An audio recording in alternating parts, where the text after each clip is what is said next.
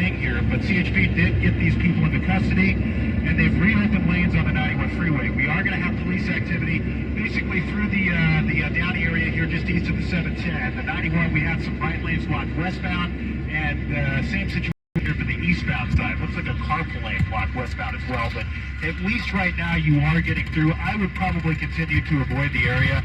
There is going to be an investigation here, but Artesia Boulevard would be a good surface street alternate as opposed to the 91 freeway. Again, lanes blocked in both directions, but it looks like these people are in custody, and things are coming to an end here. Back Scott, to you guys in the studio. Hey, any guess in your experience how long this is going to be closed for this kind of an investigation? The big thing is moving the car, and then, probably looking for evidence. I don't know if they threw anything out of the car and whatnot. I'd say at least probably a half hour, maybe 40 minutes. Okay, we're going to be on it. Thanks, Scott Burt, overhead for us on our eye in the sky. And just to kind of recap, this started with a residential burglary in Walnut. Then it progressed to an attempted robbery because the homeowner came out. Then there was this chase that went on. Cars that were hit. There was a truck that was hit in the end. This BMW, the bumper in the back was flying off. The wheel in the front came off. Finally ended 2 people in custody. But as Scott was saying, overhead there in Downey East on the 91, that's going to be shut down for a little while, and we'll have more coming up. Our other big story this morning, the LA City Council set to take eviction moratoriums today. Let's get more on this. Working the story live to LA City Hall and our John Baird. Okay, John Baird, are you there? Let's talk about gas prices for a second. We'll find John and get back. We'll circle back to them. They're high. They went up another 2 cents. So we're at $6.49 is the average. That's LA County. Orange County also up a couple of pennies to $6.45. Average price of diesel always higher, but it's down actually to around $6.39. So not as high as the regular. That is below the record of $6.98, which was set in June for the diesel. The increase blamed by some on the planned and unplanned refinery maintenance. Well, Southern California is home to the nation's busiest ports and the majority of warehouse space in the state. That means a lot of diesel-powered big rigs. As we hear from Liz St. John, a new report from the American Lung Association shows the benefits of transitioning the trucking fleet to zero emissions. Heavy-duty diesel trucks are a major contributor to air pollution. Some parts of California see tens of thousands of truck trips per day. So you think about areas near the ports, near major warehousing sectors, the north-south freeways. Will Barrett is National Senior Director for Clean Air Advocacy with the American Lung Association. We know that along these trucking routes, there are communities being impacted by poor air quality and by diesel exhaust in heavy doses when we're talking about thousands and thousands of truck trips locally. Key findings in this new report show a transition to zero-emission trucks by 2050 will result in $735 billion in public health benefits due to cleaner air and 8.5 million fewer lost workdays. Our state is making progress. Right now, California has shown strong leadership on zero-emission truck policies. We've seen the state adopt a policy called the Advanced Clean Truck Policy. More and more zero-emission trucks to be sold in the state. Again, that is Liz St. John reporting.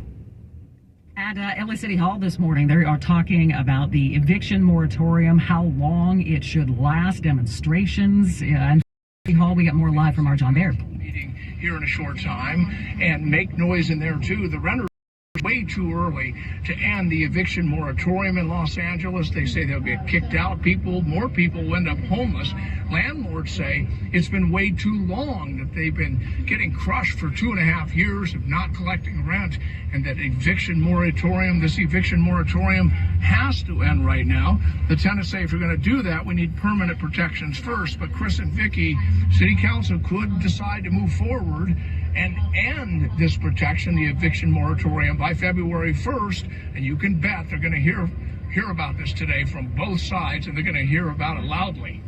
You've been hearing about that chase that finally ended, but the freeway's shut down for now. So we're going to get to that and also talk about the death of Loretta Lynn, country music icon, coming up after traffic. Stay tuned, 8:35. Traffic and weather together every 10. Sponsored by the Auto Club of Southern California. Here's Jennifer York. Okay, I'm going to go right up to Scott. It's not a full freeway closure, so let's get to him. He's flying overhead in the Cerritos area over the 91 in the Southern California Toyota dealer Sky 3. Scotty. Okay, we do have lanes blocked in both directions, though. 91 westbound, that's where the car is. Looks like the 2 right lanes blocked here just about Paramount Boulevard. Also a carpool lane blocked. Again, that's the westbound side. And they have a couple of right lanes blocked eastbound because the person jumped out of the car and basically was around on the 91 eastbound. Again, they're in custody now.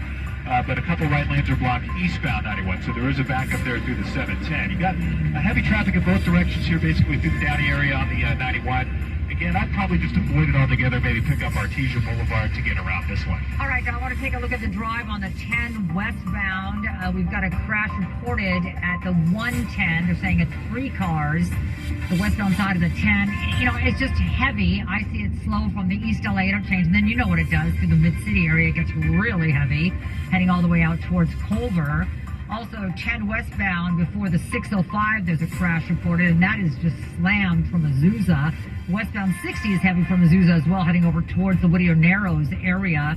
Northbound side of the 710, if you're going to be taking that, that's very heavy from the 105 up towards the 5. And the southbound 710 is doing its typical thing. It's very tough on the 105, heading down into the Long Beach Harbor area.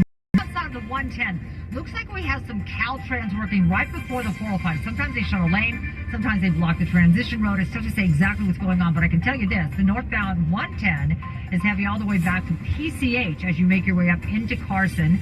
North 405 really tough from before the 110 all the way through Lawndale. And then again from Century as you make your way up towards the Santa Monica Freeway. My goodness, that's Santa Monica. Can't stress it enough. It is so heavy both sides. Ventura Freeway eastbound from Woodland Hills all the way across, stop and go. And the westbound 101 heavy as well from the split over to about Reseda. Our next traffic report is at 8:45 from the Puente Hill Sunday 24-hour traffic center. Mostly sunny skies today, slightly warmer than yesterday. 80s beaches and inland areas, 90s in the valleys right now. 63 downtown Los Angeles. Big news for country music fans. Legendary country music performer Loretta Lynn has died at 90. When I was born, coal miner's daughter. Loretta Lynn was the coal miner's daughter who rose to become the queen of country music.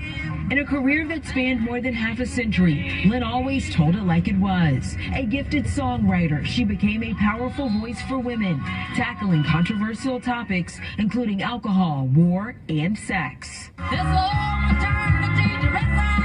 Some songs, such as The Pill about sexual liberation and Rated X about divorced women, were initially banned by many radio stations until they became hits. Her autobiography became the 1980 hit movie Coal Miner's Daughter, earning a Best Actress Oscar for Sissy Spacek. That's CBS's Daniel Backus. Loretta Lynn's award-winning career spanned 6 decades. Her family says she died at her home in Tennessee. Yeah, the family released a statement this morning saying our precious mom, Loretta Lynn, passed away peacefully this morning in her sleep at home at her beloved ranch. They say they're asking for privacy at this time as they grieve, but they say there will be information forthcoming about a memorial.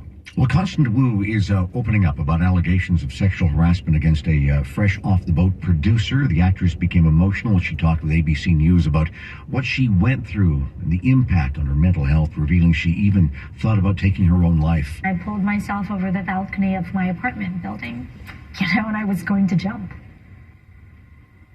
It's like talking about it now, like makes my palms itch because I remember like holding on to it. But ultimately it ended up being something helpful because it made me get help.